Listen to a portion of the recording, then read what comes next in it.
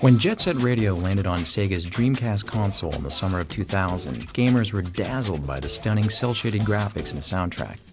Jet Set Radio also featured innovative gameplay mechanics, allowing you to traverse various eye-catching locations while recruiting for your gang, the GGs. The tagging rude boy attitude and cutting-edge tunes have made it an extremely memorable title that forged a loyal following from both general gamers and core Dreamcast lovers alike.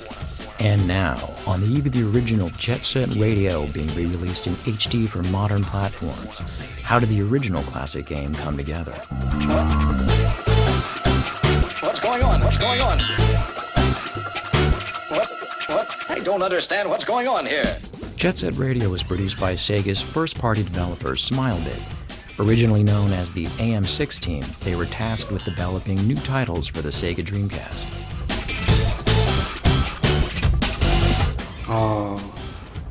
ちょうどジェットセットラジオ作った時が90年の終わりぐらいですごいポップカルチャーとかあと、東京のその若いカルチャーっていうのがすごい活気があってですごい色使いもポップだものとか、キュートなキャラクターみたいなのがすごい、もてはやされた時期があってあと音楽とかもその、ミクスチャーって言ってそのビッグビートとか、ロックとその DJ 文化とかの融合みたいなカルチャーがすごい流行ってた時期があってでその中でそのちょっと昔のそのヒップホップのカルチャーとかもちょっとリバイバルが来てるのとかがちょうどなんか自分がその時好きだったものいろいろ影響を受けてでなんとかそのゲームでその時の僕が若い時に感じた東京のそのポップなイメージをちょっと世界に発信したいなみたいな。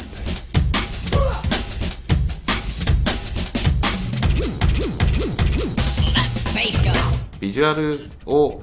そのビジュアルから受けるインパクトだったりそのイメージだったりっていうものを形にするところが入ったので初めはそのインラインスケートのゲームでっていうところもなんとなくしか決まってなくてでグラフィティっていう要素はあったかなかったかぐらいなところでですね要はアドベンチャーゲームにもやろうと思えばできたと思いますし、RPG にもできたと思いますし、シューターはなかったと思いますけれども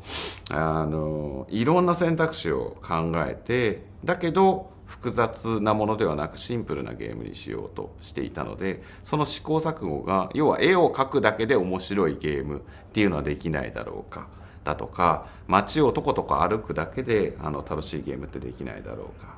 だとかいろんなことを試行錯誤して作ってたんでなかなか面白くならなかったんですよ。それでその面白くないのを上司に見せるとすごい怒られるじゃないですか。お前本当にこれできんのかと。で私自身もそのチームを率いてゲームを作ったことがそれまでそういう経験はなかったのでそのチームの一員としては働いてましたけれどもなのでチームを率いつつ試行錯誤もしつつでもみんなが面白いと思える形に最終形まず一番核の部分を作らなきゃいけないっていうところにたどり着くまですごい時間がかかりましたね。Jet Set Radio featured a pioneering graphic style known as cel shading that gives the gamer the impression they are playing within a living cartoon. However, at the end of the 1990s, this was a virtually untried gaming style. もともとちょうど 3D のゲームがどんどん出てきたいろんなメーカーから出てきたところで到達点がみんなよりリアルな世界を作ろうっていう方向にみんな言ってたんですけどなんかそうじゃないものも提案できたらなっていうので最初にやっぱり日本といえば、漫画とかアニメとかそういうカルチャーがやっぱり強いっていうかありますんでなんかそれをなんかうまく変換したいなっていうゲームに消化できないかなっていうところで、いろんな技術 CG の技術とかを研究してるうちになんかぴったりセルシェーディングがはまるんじゃないかっていう結論になりました。で結構そうですね、当時のドリームキャストでそのセルシェーディングをやるっていうのは、ものすごいチャレンジかつたまたまうまくいったっていう言い方は変ですけど、ラッキーにも再現できてすごい良かったなと思ってます。 Give me a break, give me a break. Once the developers knew the basic gameplay and look to go for, they then turned their attention to devising eye-catching locations populated by rich and varied characters. 今のゲームっていうのは、例えばすごいバックグラウンド、この人はどこから来てどういう家族がいてどういうことを考えてっていうキャラクター作りが普通だと思うんですけど、その時にそのキャラクターを作る時に考えてたのが、もうちょっとなんですかね、アイコン的なものにしたいな。要するに、ちょっと人間じゃなくて記号としてのキャラクターっていうのをすごい考えてて、象徴というか、なので、特に、全部のキャラクターも好きだし全部のステージもそれぞれ好きなんですけど、それぞれがそのバランスを、このキャラクターがいるからこのキャラクターがいてっていう、相互関係でキャラクターを作なりステージのイメージを作ったので、これが好きですとかいうよりは、全体としてそのバランスで成り立っているのがうまくいって、一つは一番まずインラインスケートだったりっていうグラフィティだったりっていう部分でアメリカの方をまずアメリカからすごくインスピレーションだったりその文化的な背景の部分であったりっていう部分で参考にしている部分があったので、まずアメリカの都市を1個作りたいっていうのがあって、で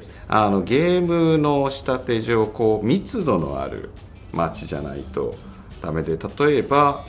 そうだな、ロサンゼルスだったりサンフランシスコはまだありますけど、でも高い建物が密集してたり立体的な構造の例えばなんだろうな、上に橋が道路の上に線路の橋がかかってたりだとか、そういうような立体的な構造を持ってる街っていうのが一つゲームには向いてるので、それを考えていくと自然とやっぱニューヨークかなっていうところに、行き着きました。With New York City as a key inspiration, the development team were keen to introduce graffiti and tagging as a gameplay element. Therefore, they turned to world-famous U.S. graffiti artist Eric Hayes for input. When I think about my relationship to graffiti and art in general, it almost feels like it was never a choice. Some of it was right time, right place, in the right city. I was kind of born into graffiti in the first and second generation in the late 60s and early 70s. The music just turns me on. Sega reached out to me to make a contribution to what was then one of the very first graffiti oriented video games.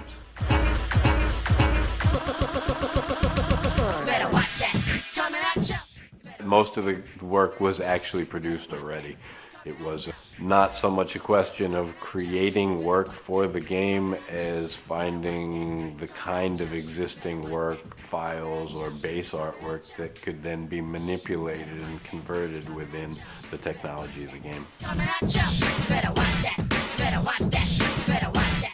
I made all of the at least initial choices consciously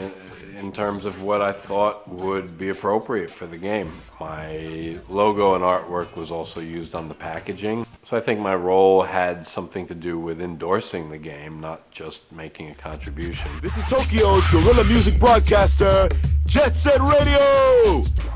To further immerse the gamer into the world of Jet Set Radio, the game's soundtrack features an upbeat, eclectic array of music, combining genres such as J-pop, funk, dance, metal, hip-hop, rock, and acid jazz trip-hop.